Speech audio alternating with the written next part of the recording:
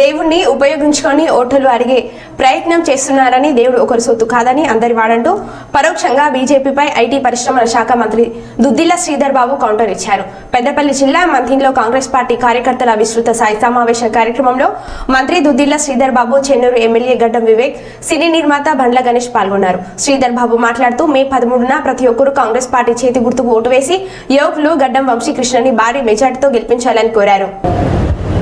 మరి మాట్లాడే వ్యక్తిగా ఎవరికి భయపడకుండా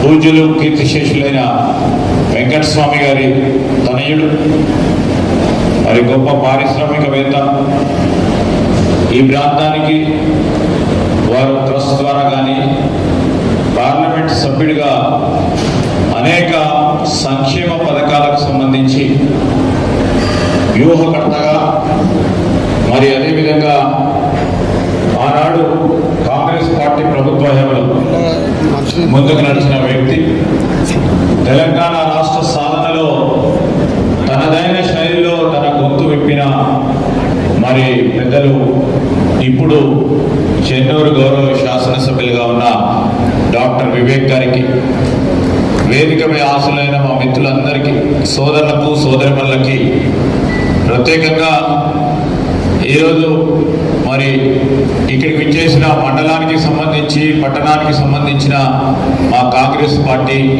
అన్నలు, తమ్ముళ్ళు, అక్కలు, చెల్లెలు, పాత్రికేయ మిత్రులందరికీ నమస్కారం.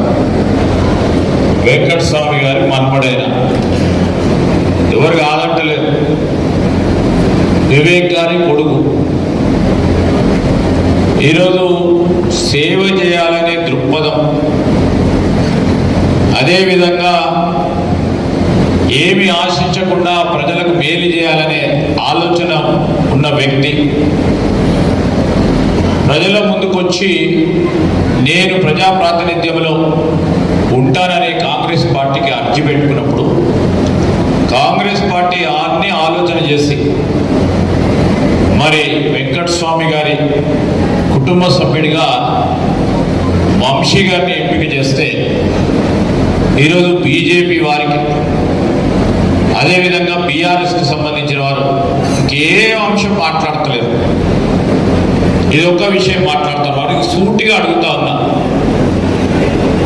ఈరోజు వెంకటస్వామి గారు ఉన్నారు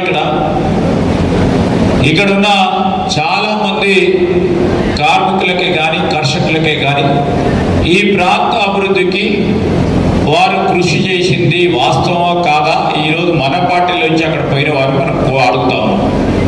కూడా మనం అందరం గుళ్ళకు పోతాం, గుడికి పోయి పూజ చేస్తాం, భక్తి మన మనసులో ఉంటుంది, ఇది మన వ్యక్తిగతం.